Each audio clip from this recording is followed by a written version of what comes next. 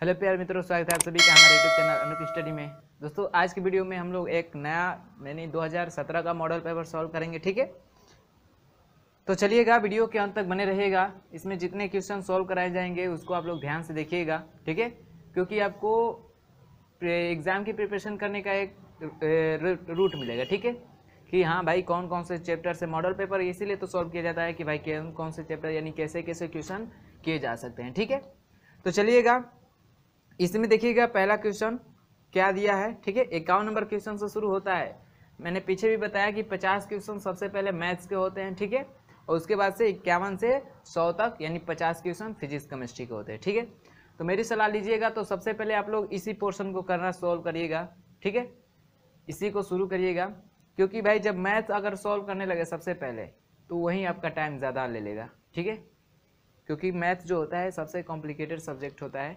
ठीक है, तो मैथ को आप लोग पहले नहीं सॉल्व करिएगा, पहले आप लोग फिजिक्स केमिस्ट्री को सॉल्व करिएगा। ठीक है, उसके बाद से इसको, क्योंकि ये ऑप्शनल और कुछ न्यूमेरिकल्स होंगे। ठीक है, इसको जैसे कर लिया आपको पूरा जो टाइम मिलेगा सिर्फ आप मैथ्स को दे सकते हैं। ठीक है, तो चलिएगा देखते हैं इसमें 51 नंबर क्वेश्चन में क्या कह रहा है, यानी पहला नंबर क्वेश्चन। ठीक है, चलिए हम लोग 51 नंबर ही सीरियल डाल रहे हैं। ठीक है, 51 नंबर क्या कह रहा है कि यदि लंबाई व बल से प्रत्येक के मात्रक को दोगुना कर दिया जाए तो शक्ति के मात्रक में कितने गुना वृद्धि होगी। ठीक है, कितने गुना वृद्धि होगी शक्ति में। तो शक्ति P बराबर क्या होता है, W बाई टी। ठीक है, लेकिन हमसे कहा किसमें वृद्धि करने के लिए कहा है, वृद्धि करने के लिए किसमें कहा है, यानी वृद्धि करना है। ठीक है, वृद्धि करना है किसमें, तो बल में कह रहा है ना कि बल व लंबाई, यानी बल व लंबाई में। ठीक है, बल और लंबाई में क्या करना है, हमें वृद्धि करना है। तो यहाँ पे आपको बल और लंबाई दिख रहा है नहीं ना, तो आपको यहाँ से फार्मूला को आगे और बढ़ा सकते हैं। क्या आपको पता है W बराबर, यानी W बराबर क्या होता है, F इंटू डी अपान टी। ठीक है, अब देखिए ये D जो है विस्थापन, क्या है विस्थापन। अब विस्थापन मतलब लंबाई, तो लंबाई में भी वृद्धि अब कर लेंगे और बल में भी, सॉरी यहाँ पे बल है ना, और बल में भी वृद्धि करना है। कितना कितना करना है, तो दो गुना कर रहा है, दो गुना करना है उसके मात्रा को। ठीक है, तो P कितना गुना हो जाएगा, तो बल को भी दो गुना कर दीजिए। ठीक है, तो बल कितना हो जाएगा 2F इंटू जो विस्थापन है यानी जो लंबाई है उसको भी दो गुना करना है, तो 2D हो जाएगा अपान T। ठीक है, तो यहाँ से जो P बराबर हो जाएगा कितना हो जाएगा, 2 दूना के 4F इंटू डी अपान टी। ठीक है, तो कितना गुना हो जाए, देखिए यहाँ पे F इंटू डी यही तो है फार्मूला शक्ति का, यहाँ पे भी क्या है वही है फार्मूला F इंटू डी अपान टी। तो कितना गुना हो जा रहा है, यानी यहाँ से हम P डैश निकाले। ठीक है, तो P डैश बराबर क्या हो जाएगा, P डैश बराबर 4P हो जाएगा। इक्वेशन इसको फर्स्ट मानेंगे। ठीक है, तो कितना गुना हो जा रहा है, 4 गुना हो जा रहा है। कितना गुना, 4 गुना। तो देखिए आपको ऑप्शन में दिया है 4 गुना, जी हाँ ऑप्शन नंबर बी में दिया है, तो 51 का ऑप्शन नंबर बी करेक्ट हो जाएगा। ठीक है, ये हमारा फिजिक्स का पहला क्वेश्चन है। ठीक है, फिजिक्स का पहला क्वेश्चन है, और पहला क्वेश्चन 51 नंबर क्वेश्चन से शुरू होता है, और इसका ऑप्शन नंबर आपका बी करेक्ट हुआ है 4 गुना। बात समझ में है दोस्तों। चलिएगा अगला देखिए 52 नंबर क्वेश्चन। 52 नंबर क्वेश्चन में देखिएगा क्या कह रहा है, ये भी बिल्कुल सिंपल है, समझिएगा। कह रहे एक आकाश गंगा की दूरी का कोटिमान 10⁻25 है। दूरी का कोटिमान यानी दूरी बराबर दिया है आपको कितना, 10⁻25 मीटर। कह रहे यदि यह दूरी प्रकाश की चाल से तय की जाए, ये जो दूरी है प्रकाश की चाल से तय की जाए, तो कह रहा है समय का कोटिमान होगा। और आपको चाल बराबर प्रकाश की चाल आपको पता है, प्रकाश की चाल क्या होती है, प्रकाश की चाल बराबर क्या होता है, 3 × 10⁸ मीटर पर सेकेंड। ठीक है, तो ये होता है। तो कह रहा है समय का कोटिमान, तो समय बराबर क्या होता है, समय बराबर दूरी बटा में चाल, दूरी बटा में चाल। दूरी आपको पता है कितना है, 10⁻25, और बटे में समय कितना है, तो 3 × 10⁸। ठीक है, अब देखिए इसको सॉल्व करेंगे तो हम यहाँ से 10 बाहर निकाल ले तो यहाँ पे 10⁻24 बचेगा। ठीक है, क्योंकि एक हम निकाल लें, क्योंकि आपको पता है कि बेस समान होता है तो घातें जुड़ जाती है, तो इसका कुछ घात नहीं तो 1 है, फिर इसको लिखें तो 10⁻25 हो जाएगा ना, हो जाएगा। और यहाँ से ये क्या है 3 × 10⁸।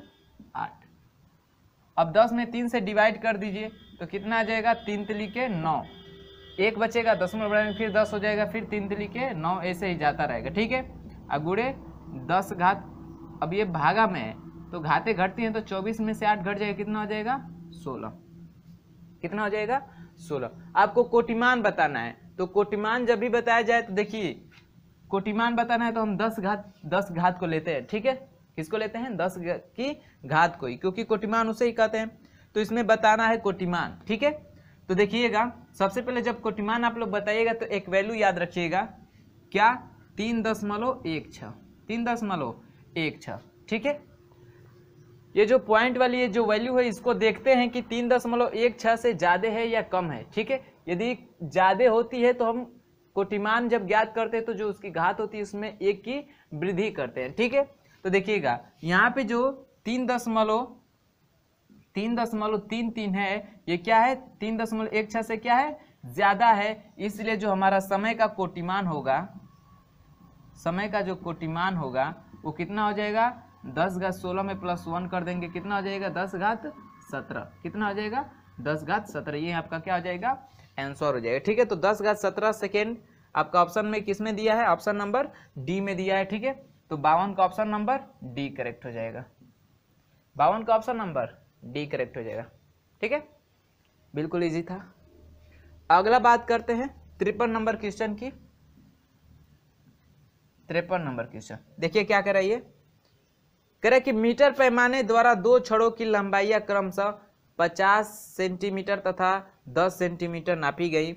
मीटर पैमाने की अल्पतमांक 1 mm है, दोनों मापों में किसको अधिक परिशुद्ध माना जाएगा, यानी किसको अधिक सार्थक माना जाएगा। तो ये सारा पहला लेसन से है। ठीक है, आपका ये जो 53 नंबर क्वेश्चन है ये भी पहला ही लेसन से है। ठीक है, मापक है मात्रक से ही है, दूसरा भी उसी से था।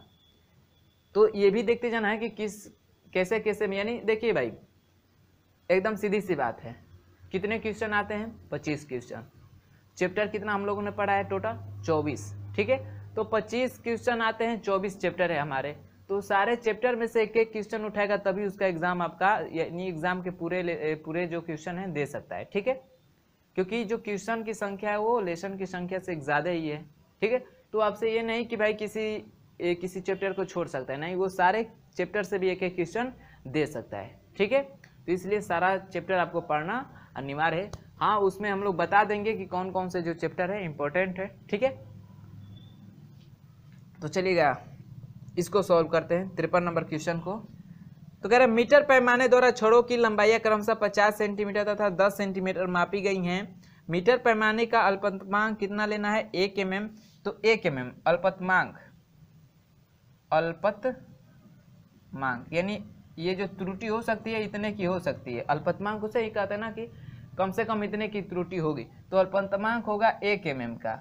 1 mm को सेंटीमीटर में चेंज करेंगे तो 100 से भाग कर देंगे तो कितना हो जाएगा 0.1 सेंटीमीटर।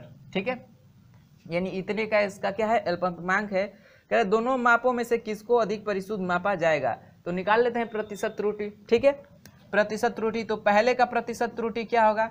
ठीक है, प्रतिशत त्रुटि क्या होगा, तो क्या होता है भाई त्रुटि तो हमारा इतना ही का हो सकता है। ठीक है, अब बटे में मान कितना है भाई इसका कितना मापा है 50 सेंटीमीटर, पहले को 50 तो 50 और गुणे 100%।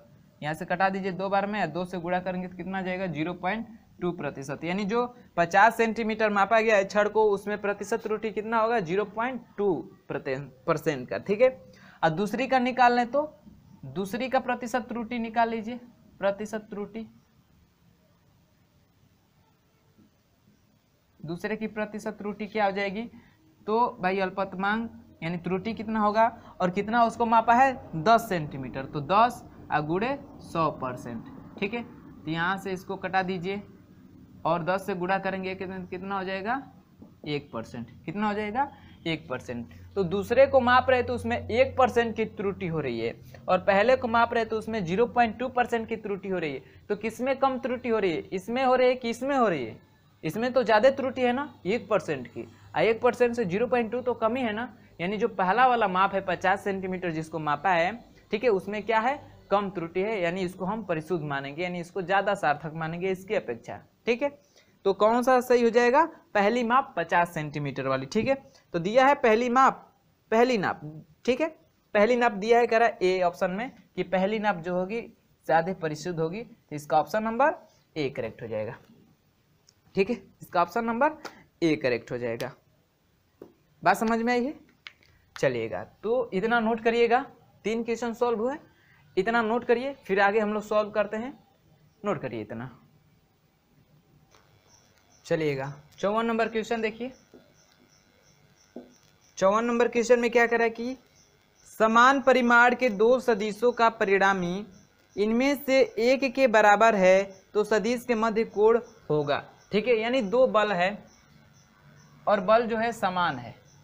ठीक है, बल जो है क्या है, समान है, तो उसका परिणामी जो R है, ठीक है, R है, ये मान लीजिए बल A है और ये बल B है, यानी सदिश A है और ये सदिश B है। ठीक है, तो सदिश A और सदिश B है और इसका परिणामी क्या है, R है। ठीक है, तो कह रहा है जो परिणामी है इनमें से एक के बराबर है, यानी इसमें से किसी एक के बराबर है, और ये जो दोनों सदिश यानी वेक्टर A बराबर क्या है, वेक्टर B है, यही बराबर क्या है, वेक्टर R है। ठीक है, ये समझ लीजिए इस इक्वेशन से। ठीक है, तो कह रहे हैं इनके बीच जो थीटा एंगल है उसे क्या करिए, ज्ञात कीजिए।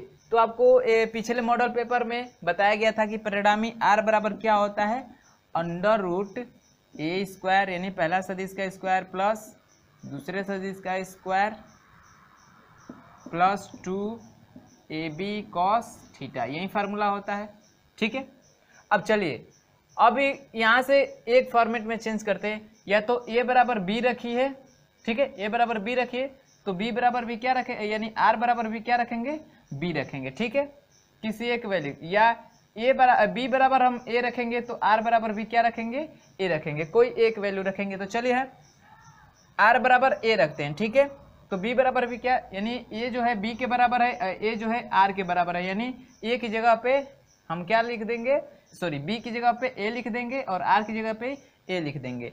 तो a बराबर क्या हो जाएगा, √a² प्लस, अब b की जगह पे क्या लिखना है, a, तो हो जाएगा a² प्लस 2a, और b की जगह पे क्या लिखना है, a cos थीटा। ठीक है, तो a बराबर क्या हो जाएगा, a² कितना हो जाएगा, 2a², तो 2a² plus a into a बराबर a² cos थीटा। देखिए 2a², यानी ये एक ये पद है, एक ये पद है, दोनों में 2a² कॉमन है, तो यहाँ से हम कॉमन ले लेंगे, तो a बराबर क्या हो जाएगा, √2a² कॉमन ले लिए, तो यहाँ पे क्या बचेगा, 1, और प्लस यहाँ से क्या बचेगा, बस cos थीटा। ठीक है, अब क्या करते हैं, रूट को हटाते हैं, तो रूट को हटाने के लिए क्या करते हैं, स्क्वायर करते हैं। ठीक है, तो दोनों पक्षों का स्क्वायर कर देंगे, तो क्या हो जाएगा, a² बराबर इधर का रूट हट जाएगा, तो क्या बचेगा, 2a² इंटू, ठीक है, 2a² इंटू क्या बचेगा, 1 प्लस cos थीटा, यही बचेगा। ठीक है, अब चलिए देखिए, यहाँ से a² से a² कट जाएगा, और 2 को इधर भेजेंगे तो क्या हो जाएगा, 1 प्लस cos थीटा बराबर क्या बचेगा, 1 प्लस cos थीटा बराबर, देखिए इधर कुछ नहीं तो 1 है, ये 2 आएगा, ये गुणा में तो 2 आके इसमें क्या हो जाएगा, बटा में हो जाएगा। ठीक है, अब क्या हो जाएगा, cos थीटा की वैल्यू निकालना है, तो cos थीटा को एक साइड रखेंगे, तो 1/2, ये प्लस में तो इधर जाएगा तो माइनस में। ठीक है, तो अब क्या हो जाएगा, cos थीटा बराबर, इसको सॉल्व करें, 2 एकम में 2, तो -2 में से घटाएंगे तो -1, यानी -1/2 हो जाएगा। ठीक है, क्योंकि भाई एक में से देखिए ये आधा है, ये 1 है, तो 1 में से आधा घटाएंगे तो आधा ही बचेगा। इसमें से कौन बड़ा है, 1/2 बड़ा है कि 1 बड़ा है, 1 बड़ा है, तो जिसका बड़ा होता है वहीं से चिन्ह आता है, तो ये आधा है और ये 1 है, तो 1 में से आधा घटाएंगे तो आधा बचेगा, जिसका चिन्ह बड़ा होगा वो लगा देंगे। ठीक है, अब मालूम है, अब cos थीटा है, ठीक है, तो -1/2 कितने अंश का मान होता है, तो cos 120 अंश का मान होता है। ठीक है, तो cos थीटा बराबर इसको लिख सकते हैं क्या, cos 120 अंश, क्योंकि cos 120 अंश का मान कितना होता है, -1/2 होता है। ठीक है, अब यहाँ से cos कट जाएगा, तो थीटा बराबर क्या आ जाएगा, 120 अंश, कितना आ जाएगा, 120 अंश। तो हमसे थीटा की तो वैल्यू पूछा था और थीटा बराबर कितना आ गया 120 अंश। तो देखिए ऑप्शन में दिया है 120 अंश। जी हाँ, ऑप्शन नंबर डी में दिया है, यानी 54 का ऑप्शन नंबर डी करेक्ट हो जाएगा 120 अंश। ठीक है, चलिएगा इतना नोट कर लीजिएगा, फिर आगे हम लोग सॉल्व करते हैं। ठीक है, 55 नंबर क्वेश्चन क्या कह रहा है इसमें, कह रहा है कि एक ठोस बेलन 2.4 मीटर ऊंचाई से नत तल पर लुढ़क कर नीचे आ रहा है। तल के निचले सिरे पर उसका रेखीय वेग होगा। रेखीय वेग होगा, जैसे मान लीजिए कोई ऐसे है और यहाँ से एक बेलन टाइप का, ठीक है, सिलेंड्रिक टाइप का जो है एक लुढ़कते हुए, ठीक है, ऐसे लुढ़कते हुए आ रहा है। ठीक है, इसकी हाइट कितनी है तो 2.4 मीटर ऊंचाई से आ रहा है। तो कह रहा है कि तल के निचले सिरे पर उसका, यानी यहाँ पे जब आएगा तो उसका रेखीय आवेग क्या होगा, ये हमसे क्या किया है, पूछा है। ठीक है, रेखीय आवेग क्या किया है, पूछा है हमसे। तो चलिए निकालते हैं भाई रेखीय आवेग। तो देखिए आपको कुछ दिया है इसमें, बस ऊंचाई दिया है। क्या दिया है, ऊंचाई दिया हुआ है। ठीक है, तो चलिए अब सोल्व करते हैं। ठीक है, रेखीय वेग यानी v का मान क्या किया है, आपसे पूछा है। ठीक है, अब देखिएगा भाई ये कुछ ऊंचाई से इसको लुढ़काया जा रहा है, तो जब इसको लुढ़काएंगे तो जो इसकी काइनेटिक एनर्जी होगी, गतिज ऊर्जा जो होगी, ठीक है, जितनी गतिज ऊर्जा होगी जब वो आएगा ऐसे लुढ़कते हुए तो गतिज ऊर्जा तो होगी, फिर इसके साथ साथ इसका कोणीय वेग यानी कोणीय ऊर्जा भी होगा। ठीक है, तो वो भी होगा, कोणीय वेग के कारण वो भी ऊर्जा होगा। तो ये जो दोनों ऊर्जाएं होंगी जब आके यहाँ पे ठहरेगा तो ऊंचाई से कुछ आ रहा है, ऊंचाई से आ रहा है। तो जब मान लीजिए कोई भी चीज़ है यही ऐसे रखा गया है, जैसे इसको कुछ ऊंचाई पे हम उठा देंगे तो इसमें कौन सी ऊर्जा हो जाएगी, यानी इसकी स्थिति परिवर्तन कर देंगे तो इसमें कौन सी ऊर्जा जाएगी, स्थितिज ऊर्जा। ठीक है, तो उसी तरह ये कुछ ऊंचाई से आ रहा है और जैसे आके यहाँ पे आएगा तो इसमें जितनी भी ऊर्जाएं यानी जो गतिज ऊर्जा होगी वो किस में कन्वर्ट हो जाएगी, गुरुत्वीय ऊर्जा यानी स्थितिज ऊर्जा में। तो इसका जो टोटल काइनेटिक एनर्जी होगा, जो के टोटल होगा, वो किसके होगा, mgh के बराबर होगा, mgh के बराबर होगा। ठीक है, अब यहाँ से आपकी g की वैल्यू पता है कि आप कितना रखते हैं 9.8 और h बराबर आपको दे ही दिया है। ठीक है, और काइनेटिक एनर्जी बराबर, अब यहाँ से कुल काइनेटिक एनर्जी कितना हो जाएगा, तो एक तो गतिज ऊर्जा कितनी है, कितनी होती है 1/2 mv²। ठीक है, और प्लस इसका कोणीय वेग 1/2 I ω² बराबर होगा किसके, mgh के।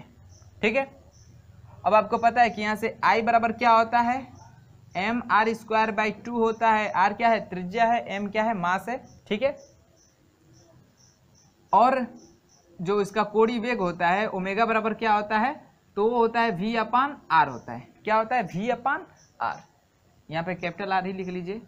ठीक है, क्योंकि यहाँ पे त्रिज्या कैपिटल R है तो यहाँ पे भी कैपिटल R कर देना है। ठीक है, तो v/r होता है, तो इसकी वैल्यू रख देंगे वहाँ पे, तो क्या हो जाएगा 1/2 mv² प्लस 1/2 I का मान mr²/2 इंटू ओमेगा स्क्वायर का मान, तो ओमेगा का मान है v/r, तो स्क्वायर है तो इसका भी स्क्वायर हो जाएगा ना, तो ओमेगा स्क्वायर बराबर क्या हो जाएगा, v²/r²। यहाँ से इसको कटा देंगे। ठीक है, तो हो जाएगा 1/2 mv² प्लस क्या हो जाएगा 1/2 mv² इंटू बटे में फिर इधर लिख दे रहे हैं 1/2। ठीक है, अब देखिएगा mv² कॉमन ले लेंगे, यही बराबर किसके बराबर करते जाइए, mgh के बराबर mgh के। ठीक है, तो यहाँ से 1/2 mv² कॉमन ले लेंगे तो क्या हो जाएगा 1/2 mv² कॉमन ले लेंगे तो क्या बचेगा, यहाँ पे 1 क्योंकि सारा कट जाएगा तो 1 प्लस यहाँ क्या बचेगा 1/2, 1/2 बराबर किसके हो जाएगा, mgh के। ठीक है, अब देखिए यहाँ से m से m क्या हो जाएगा, कैंसिल हो जाएगा। उधर तक दिखाई दे रहा है, रुकिए देख लेते हैं। ठीक है, दिखाई दे रहा है, तो चलिए m से m क्या हो जाएगा, वहाँ से कैंसिल हो जाएगा। ठीक है, हमें v का ही मान ज्ञात करना है। ठीक है, तो यहाँ से पहले इसी को सॉल्व कर लेते हैं। तो देखिए इसको सॉल्व करें, 2 × 1 = 2, 2 × 1 = 3, 3/2 होगा, और 3/2 का इसमें गुणा करेंगे तो 3/2 2 का 2 में गुणा करेंगे 4 हो जाएगा, क्योंकि इसको सॉल्व करेंगे ये वाली जो वैल्यू है कितना आएगी 3/2। 3/2 का 1/2 में गुणा करेंगे तो 3 एकम में 3 ना 2 दूना के 4 v² बराबर क्या होगा GH। यही होगा ना, यही तो होगा। अब यहाँ से निकालना है v का मान, ठीक है। तो v का मान निकालना है तो कुछ मिटा दे भाई, इधर का ये मिटा दे रहे हैं, ठीक है। अच्छे से देख लेंगे उसका सोल्यूशन। तो ये नोट कर लिए ना, नहीं नोट किए होंगे तो वीडियो को पॉज करके इसको नोट कर लीजिए, ठीक है। चलिए अब देखिए वहां से क्या हो जाएगा, हमें v का मान ज्ञात करना है तो v² बराबर क्या हो जाएगा, चलिए इसको कर लेते हैं। तो 4GH/3 होगा, ठीक है। अब v का मान ज्ञात करना है तो v बराबर क्या, ये रूट में हो जाएगा क्या 4 इंटू, अब g का मान रख लेते हैं, g का मान कितना 9.8 इंटू h का मान कितना है 2.4 बटे में 3। अब इसी को सॉल्व करना है, ठीक है। तो v बराबर कितना हो जाएगा रूट में 4 गुणे, इसको कटा देते हैं 3 8 24 यानी 0.8 बार में कट जाएगा, ठीक है। अब 0.8 का 9.8 में गुणा कर दीजिए, तो इसका जब गुणा करेंगे, ठीक है, 9.8 का गुणा करिए 0.8 में तो आएगा आपका कितना 7.84, ठीक है, इतना आएगा। इसका गुणा कर देंगे तो कितना आ जाएगा, इसका गुणा करेंगे इसका तो आ जाएगा आपका 31.36। 31.36 का स्क्वायर रूट निकालेंगे तो ये आता है 5.6, कितना आ जाएगा 5.6 मीटर पर सेकेंड। तो जो उसका रेखीय वेग होगा वो 5.6, क्योंकि 5.6 का 5.6 में गुणा करिए 2 बार तो आ जाएगा आपका इतना 31.36, ठीक है। तो इतना आ गया, तो इसका जो रेखीय वेग होगा वो 5.6 मीटर पर सेकेंड होगा। ऑप्शन में दिया है, जी हाँ ऑप्शन नंबर ए में दिया है, यानी जो 55 है, ठीक है, जो 55 है इसका ऑप्शन नंबर ए करेक्ट है। इसका ऑप्शन नंबर ए को आप लोग क्या करिए टिक कर लीजिए, ठीक है। चलिएगा तो इतना नोट कर लीजिए आप लोग, उसके बाद से देखते हैं हम लोग 56 नंबर क्वेश्चन। नोट करेगा इतना, चलिए देखते हैं 56 नंबर क्वेश्चन, ठीक है। 56 नंबर क्वेश्चन क्या कह रहा है कि एक कार 72 किलोमीटर प्रति घंटे की चाल से दौड़ रही है, ठीक है, वो 22 नहीं 72 है, 72 किलोमीटर प्रति घंटे की चाल से दौड़ रही है। इसके पहियों का व्यास 0.50 मीटर है। यदि इनके पहियों को ब्रेक लगाकर 20 चक्रों में रोक दे तो ब्रेक द्वारा कोणीय मंदन होगा, ठीक है, ब्रेक द्वारा कोणीय मंदन होगा, ठीक है। तो कोणीय मंदन यानी अल्फा का मान हमें क्या करना है ज्ञात करना है, ठीक है, अल्फा का मान ज्ञात करना है। तो कैसे ज्ञात करते हैं, हमारा फार्मूला होता है ω² बराबर ω0² प्लस क्या होता है 2α थीटा, 2α थीटा, ठीक है। थीटा क्या है हमारा, तो कोणीय विस्थापन है, क्या है कोणीय विस्थापन है, ठीक है। और अल्फा क्या है हमारा, तो यही आपका क्या है कोणीय मंदन है, क्या है कोणीय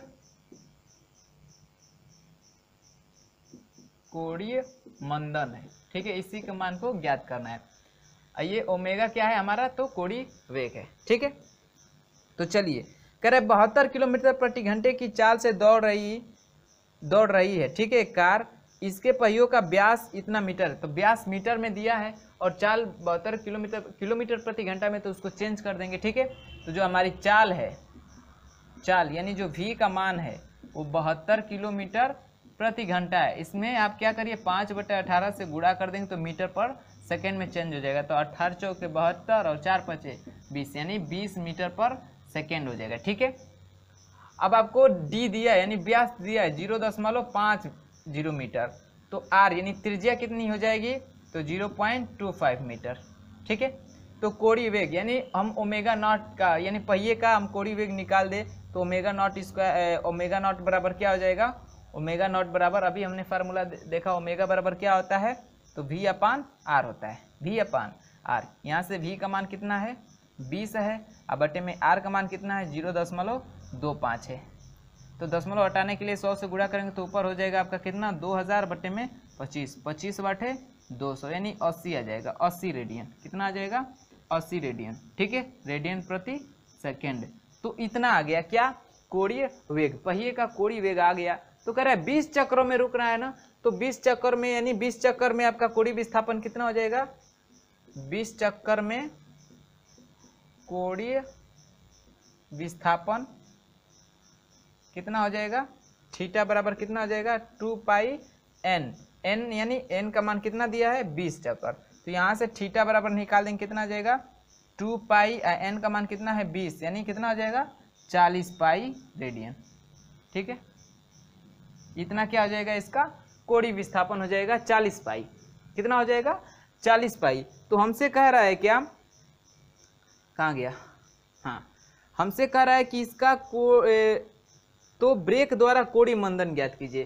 क्या कह रहा है, ब्रेक द्वारा कोणीय मंदन ज्ञात करिए। तो चलिए भाई निकालते हैं। तो देखिए कैसे निकालेंगे, यही है ना हमारा फार्मूला, यहाँ पे लिखिए, इसी से हम निकालते हैं। इसकी वैल्यू हमारी क्या है 0 है। ठीक है, तो चलिए निकालते हैं इस फार्मूले से। ओमेगा स्क्वायर बराबर omega naught square plus 2 alpha theta, इसका मान 0। ओमेगा नॉट का मान निकालें कितना, कहाँ गया 80। ठीक है, तो क्या आ जाएगा 80 का स्क्वायर प्लस 2 अल्फा, और थीटा का मान कितना है, थीटा का मान कितना है 40 पाई, तो कितना आ जाएगा 40 पाई। अब यहाँ से इसका मान निकालना है, तो इसको इधर लेकर आएंगे, यानी हो जाएगा 2 अल्फा, इधर गुणा कर देते हैं, 40 दूना 80। ठीक है, तो हो जाएगा 80 अल्फा बराबर माइनस 80 स्क्वायर, क्योंकि इसको इधर ही रहने दिए तो ये प्लस में, इसको इधर भेजे हैं तो माइनस में हो गया। ठीक है, अब माइनस किसको दिखाएगा, तो मंदन को दिखाएगा, किसको दिखाएगा, मंदन को। ठीक है, तो यहाँ से हम अल्फा बराबर निकाल लेंगे, तो क्या हो जाएगा, ये 40 पाई है ना, तो इसको 80 पाई लिखिए, 80 पाई ए, तो यहाँ से निकालेंगे तो हो जाएगा माइनस 80 स्क्वायर बटे में 80 पाई। ठीक है, अब स्क्वायर का मतलब भाई 2 बार गुणा, तो 80 गुणे 80 बटे में 80, या पाई का मान कितना 3.14, तो 80 से 80 कैंसिल हो गया। अब 80 में 3.14 से क्या करिए आप, भाग कर दीजिए। ठीक है, तो भाग करिए, 80 में 3.14 से भाग करेंगे तो आ जाएगा आपका 25.47 ऐसे आएगा। तो हम उसको लिख सकते हैं क्या, माइनस चिन्ह है ना मंदन, तो इसको लिख सकते हैं माइनस 25.47 आया है, तो इसको लिख सकते हैं माइनस 25, क्योंकि इधर 5 या 5 से ज़्यादा होता है तो एक की वृद्धि कर देते हैं, तो 0.5 इतना लिख सकते हैं ना। ठीक है, तो इसका जो कोणीय मंदन हो जाएगा इतना मीटर पर सेकेंड स्क्वायर हो जाएगा। ठीक है, तो आपका ऑप्शन में देखिए दिया है इतना, रेडियन पर होगा, मीटर नहीं, रेडियन पर सेकेंड स्क्वायर। ठीक है, तो देखिए दिया है 25.5 रेडियन पर सेकेंड स्क्वायर, ये माइनस क्या है, मंदन को सिर्फ दिखा रहा है, माइनस क्या है, मंदन को दिखा रहा है, तो ऑप्शन नंबर ए में मैच कर रहा है। ठीक है, तो ऑप्शन नंबर आपका क्या हो जाएगा, ए करेक्ट हो जाएगा इसका 25.5 रेडियन पर सेकेंड स्क्वायर। ठीक है, ये इसका मंदन है। बात समझ में आई है, चलेगा तो स्टेप बाय स्टेप इसको नोट कर लीजिएगा, फिर आगे देखते हैं 57 नंबर क्वेश्चन, तो नोट करिएगा इतना।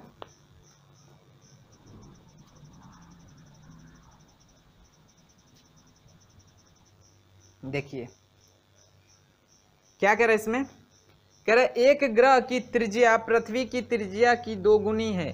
ठीक है, परंतु दोनों के औसत घनत्व समान हैं। यदि Vp तथा Ve ग्रहों एवं पृथ्वी का पलायन वेग हो तो Vp अपान Ve का मान ज्ञात कीजिए। ठीक है,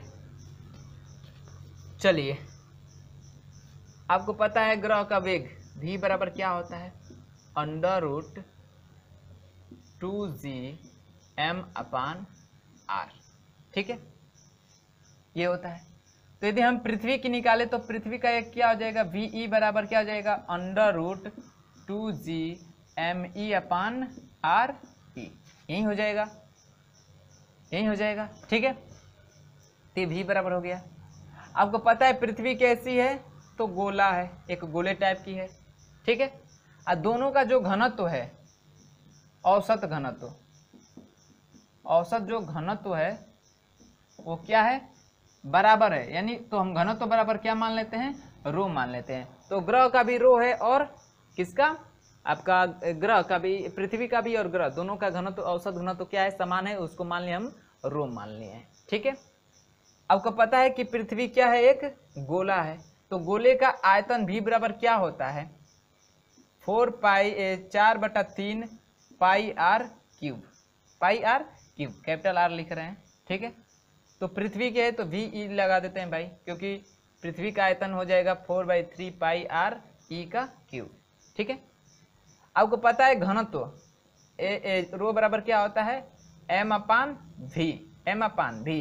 तो यहाँ से हम पृथ्वी का मास निकाल दे m बराबर क्या होगा, v into rho, v into rho, ठीक है। तो पृथ्वी का मास निकालना है तो हम क्या लिखेंगे, m e, क्योंकि पृथ्वी का मास निकाल दें तो यहाँ पे फार्मूला पे रख के v e का मान ज्ञात कर लेंगे और उसी तरह v p का मान क्या ज्ञात कर लेंगे, आपको क्वेश्चन में दिया है ना, ठीक है। तो वैसे ज्ञात कर लेंगे। तो यहाँ से m e बराबर क्या हो जाएगा, v की वैल्यू हम लोग निकाल दिए हैं। पृथ्वी का जो आयतन होगा कितना होगा, 4/3 पाई आर ई का क्यूब इंटू क्या, ये v का मान हो गया, इंटू क्या है रो, यानी औसत घनत्व, ठीक है। तो ये m e का हो गया। अब इसी का मान इसमें रख देंगे, ठीक है।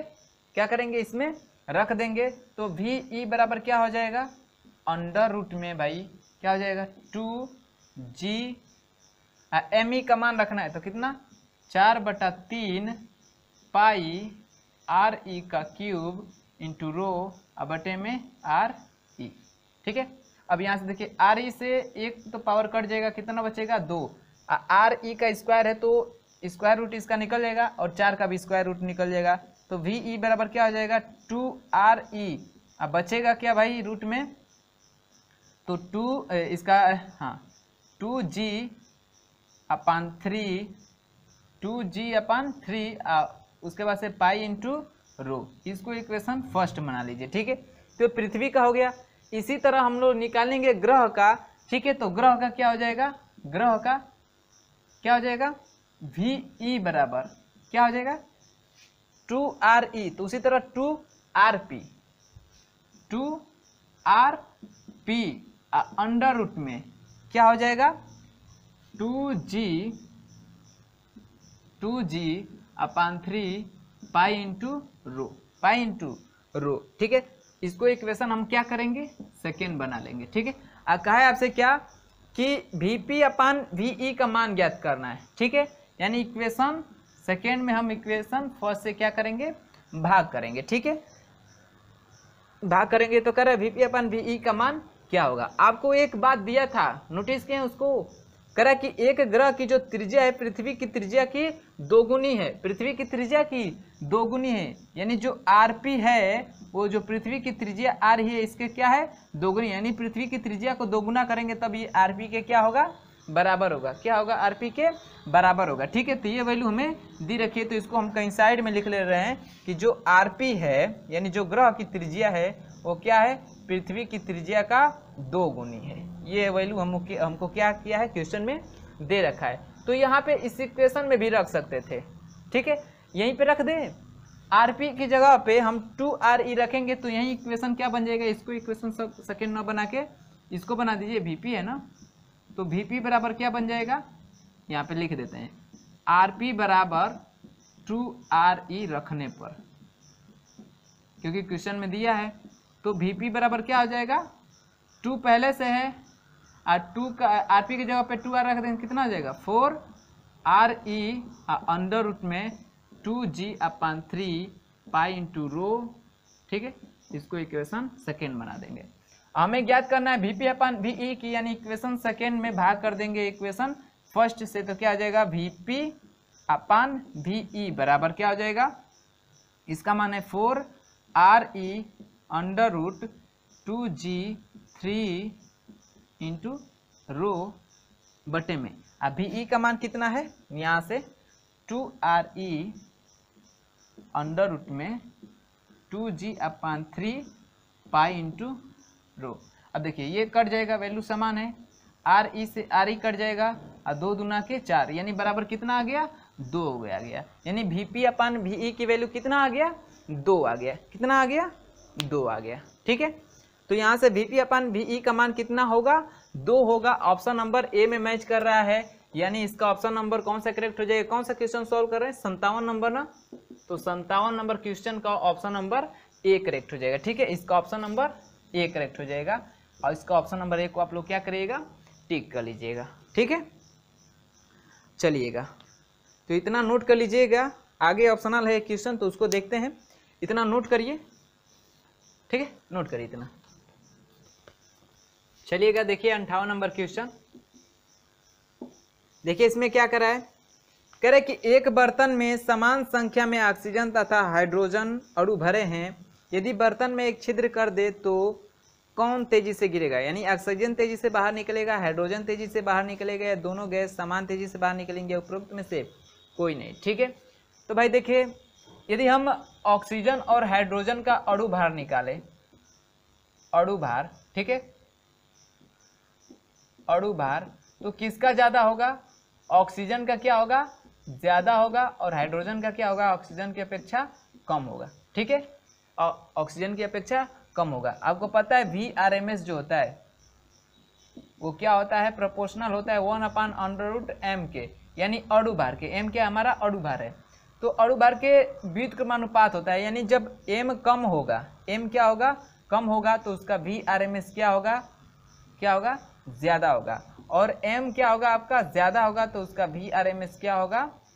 कम होगा। यही तो व्युत्क्रमानुपात बताता है। तो इसमें हाइड्रोजन का जो अणु भार है वो क्या है? कम है, तो उसका VRMS क्या होगा? ज्यादा होगा, ज्यादा होगा। यानी जो हाइड्रोजन का भार है, अणु भार, वो कम है, तो उसका VRMS क्या होगा? ज्यादा होगा। और ऑक्सीजन का द्रव्यमान क्या है? अणु भार क्या है? ज्यादा है, तो उसका VRMS कम होगा। अतः जो छिद्र किए हैं उसमें से इसका VRMS ज्यादा है हाइड्रोजन का, तो हाइड्रोजन गैस क्या, हाइड्रोजन के जो अणु होंगे वो जल्दी से बाहर निकल जाएंगे, ठीक है। तो किसके निकलेंगे? हाइड्रोजन के जो अणु है तेजी से बाहर निकलेंगे। किसके? हाइड्रोजन के, ठीक है। तो हाइड्रोजन किस में दिया है? ऑप्शन नंबर बी में दिया है, तो इसका ऑप्शन नंबर आप लोग बी को टिक कर लीजिए, ठीक है। चलिए अगला देखते हैं हम लोग 59 नंबर क्वेश्चन। तो क्या कह रहा है ये? कह रहा है एक ही धातु के दो तारों की त्रिज्याओं का जो अनुपात है, दो धातु तारों की जो त्रिज्याओं का अनुपात है, यानी R1 रेशियो जो R2 है वो कितना है? 2:1 है, ठीक है, 2:1 है। 1 मिनट चलिएगा, देखिए थोड़ा कॉल आ गया था। तो देखिए R1 रेशियो R2 का जो मान दिया है 2:1 दिया है, ठीक है। कह रहा है इसको समान बल लगाकर खींचने पर उसमें उत्पन्न प्रतिबल का अनुपात क्या होगा? ठीक है, प्रतिबल का अनुपात हमें बताना है, प्रतिबल का अनुपात, ठीक है, इसे कोई हमें क्या करना है? बताना है, ठीक है। तो आपको पता है प्रतिबल बराबर क्या होता है?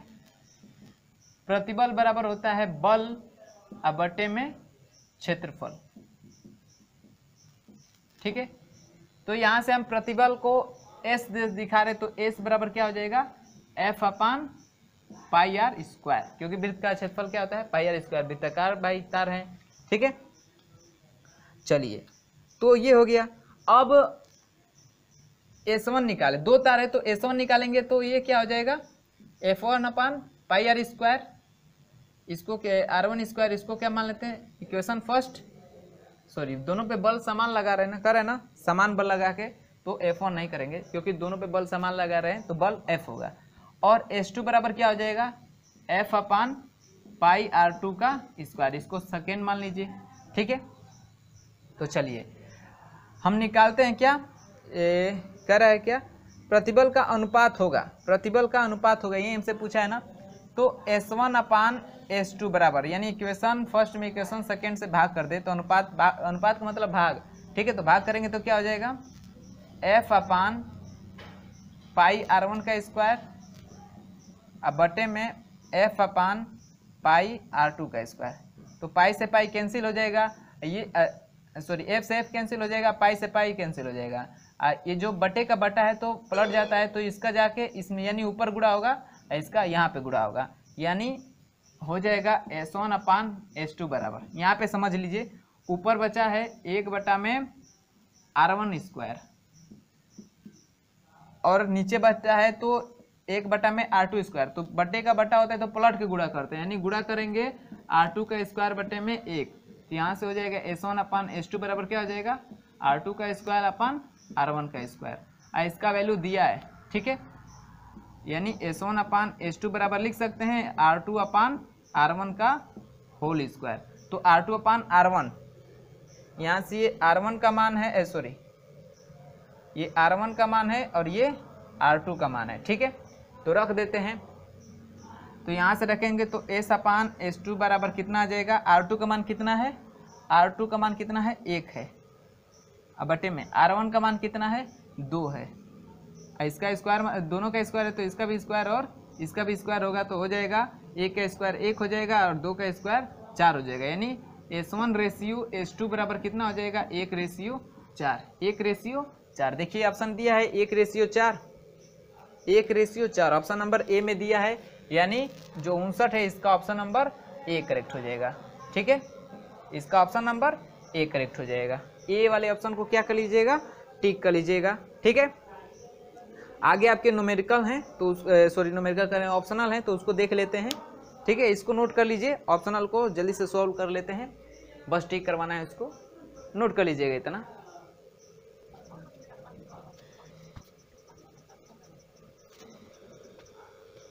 देखिएगा 60 नंबर क्वेश्चन क्या कह रहा है, कह रहा है कृत्रिम उपग्रह में एक स्याही अंतरिक्ष यात्री कृत्रिम उपग्रह में एक अंतरिक्ष यात्री स्याही में पेन डुबोकर पेन में स्याही भरने का प्रयास करता है, स्याही क्या भरेगी। ठीक है, कहे भर जाएगी नहीं भरेगी, या स्याही की गुणवत्ता पर निर्भर करेगा, या कुछ नहीं कहा जा सकता। ठीक है, तो देखिए जब अंतरिक्ष में जाते हैं तो वहाँ पे भाई गुरुत्वाकर्षण नहीं है, लोग क्या है भारहीनता का अनुभव करते हैं। अब भारहीनता के अनुपस्थिति में आप लोग देखे होंगे जो आपकी जो नीड होती है स्याही की, तो उसमें जो स्याही लगा होता है ऐसे चंद्रकार बना होता है। ठीक है, और यही जो भारहीनता होता है, भारहीनता की कमी में यही नहीं बनता है। ठीक है, इसका ये जो चंद्रकार है जब इसको बनाते हैं तो ये नहीं बन पाता है। ठीक है, यह नहीं बन पाता है, अर्थात जब उसमें हम स्याही भरेंगे तो क्या होगी, स्याही नहीं चढ़ेगी। ठीक है, तो इसका ऑप्शन नंबर बी में दिया है स्याही नहीं भर जाएगी, यानी नहीं भर जाएगी, तो उसका ऑप्शन नंबर बी करेक्ट हो जाएगा। ठीक है, नहीं भर पाएगी। ठीक है, अगला देखिए 61 नंबर में क्या कर रहा है, कह रहा है निम्नलिखित में से किस ताप पर गैस के अणुओं की ऊर्जा जो होती है शून्य होती है, ऊर्जा जो होती है शून्य ऊर्जित होती है। तो आपको पता है E बराबर क्या होता है, E प्रोपोर्शनल T के होता है, यानी ताप के क्या होता है, समानुपाती होता है अणुओं की ऊर्जा, यानी ताप बढ़ाते तो अणुओं की ऊर्जा क्या होती है, बढ़ जाती है, ताप घटाएंगे तो घट जाएगी। तो कह रहा है कितने पे, तो भाई अब T को हम शून्य करेंगे तभी तो E बराबर शून्य हो जाएगा, यानी जो T होगा वो शून्य होगा, 0 केल्विन ताप पे। ठीक है, तो इसका ऑप्शन नंबर बी दिया है 0 केल्विन, तो 61 का ऑप्शन नंबर बी करेक्ट हो जाएगा। ठीक है, अगला देखिए 62 नंबर क्वेश्चन, ये लास्ट क्वेश्चन होगा। ठीक है, 62 नंबर क्वेश्चन क्या कर रहा है, कह रहा है कि एक घर्षणहीन ऊष्मा इंजन की दक्षता 100% हो सकती है यदि इसके सिंक का ताप हो, यदि इसके सिंक का ताप हो। ठीक है, तो चलिए ये न्यूमेरिकल है, थोड़ा इसको सॉल्व करते हैं। चलिए तो देखिएगा दक्षता 100% हो सकती है। ठीक है, तो दक्षता बराबर होता क्या है, फार्मूला दक्षता बराबर होता है 1 - T1/T2 इंटू, यानी परसेंटेज में निकालना है प्रतिशत तो 100 से गुणा कर देंगे। ठीक है, लेकिन फार्मूला ये होता है। अब यहाँ पे हम T1 बराबर 0 रख देते, यानी जो हमारा ताप है T1 उसको हम 0 रखें। ठीक है, क्योंकि T2 को 0 रखेंगे तो इन्फानाइट हो जाएगा, 1 में से तो इन्फानाइट घटेगा नहीं। ठीक है, तो हम T1 बराबर 0 केल्विन रखेंगे, तब क्या हो जाएगी, जो हमारी दक्षता हो जाएगी, दक्षता को 100% करना है। ठीक है, तो दक्षता को 100% करने के लिए T1 ताप को क्या करना पड़ेगा, 0 केल्विन करना पड़ेगा। तो यहाँ से आप 0, अब यहाँ पे 0 रखेंगे, 0 से यानी हो जाएगा देखिए 1 - 0/T2, इसको भाग करेंगे तो 0 होगा, क्योंकि इसका वैल्यू क्या हो जाएगा 0 × 100 है। अब दक्षता हमारी 100% हो जाएगी कि नहीं, क्योंकि 100% से गुणा कर रहे हैं, तो इसका वैल्यू 0 यानी 1 बचेगा, 1 में 100% से गुणा करिए तो क्या हो जाएगा 100%। ठीक है, तो जो हमारी दक्षता है उसको 100% करने के लिए जो हमारा ताप है, ठीक है, कर रहा है ना क्वेश्चन में, कहाँ गया, कह रहा है कि एक घर्षणहीन ऊष्मा इंजन की दक्षता 100% हो सकती है यदि इसके सिंक का जो ताप होगा, यानी जो इसका सिंक का ताप होगा वो कितना हो, 0 केल्विन हो। कितना हो, 0 केल्विन हो। ठीक है, सिंक का ताप कितना हो, 0 केल्विन हो। ठीक है, तो ऑप्शन 0 केल्विन किस में दिया है, ऑप्शन नंबर ए में दिया है, तो 62 का ऑप्शन नंबर ए करेक्ट हो जाएगा। ठीक है, 62 का ऑप्शन नंबर ए करेक्ट हो जाएगा। तो चलिए दोस्तों, इस वीडियो में बस इतना ही देखना था हमें। 12 क्वेश्चन हो गए, 12 क्वेश्चन और जो 13 क्वेश्चन बचे हैं उसको अगले वीडियो में देख लेंगे, ठीक है। तो चलिएगा, मैं उम्मीद करता हूँ कि जितने भी क्वेश्चन सॉल्व कराए हैं आप लोगों को समझ में नहीं आया होगा, ठीक है। और जहाँ पे भी ना समझ में आया हो वहाँ पे एक बार वीडियो को रिवर्स करके देख लीजिएगा, समझ में आ जाएगा, ठीक है। और वीडियो कैसा लगा होगा आप लोग कमेंट में बताइएगा, और जो लोग चैनल पे नए होंगे वो चैनल को सब्सक्राइब कर लीजिएगा, ठीक है। और साथ ही बेल आइकन को प्रेस करके ऑल नोटिफिकेशन का ऑप्शन ऑन कर लीजिएगा। उससे क्या होगा कि हम जब भी वीडियो अपलोड करेंगे उसके नोटिफिकेशन आपको सबसे पहले मिलेंगे, ठीक है। आप भी कोई भी क्लास मिस नहीं कर पाएंगे, ठीक है। तो चलिए, जो इसके क्वेश्चन बाकी बचे हुए हैं 13 उसको देखेंगे अगले वीडियो में। तो चलिए मिलते हैं अगले वीडियो में, तब तक के लिए बाय बाय, धन्यवाद।